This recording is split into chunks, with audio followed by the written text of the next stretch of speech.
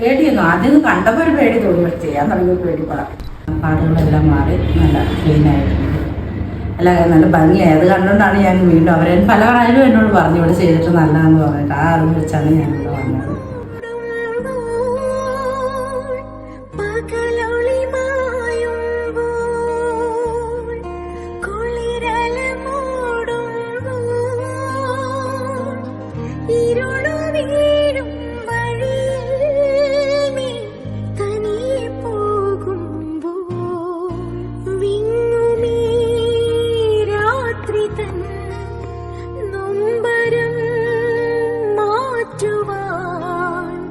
അങ്ങ്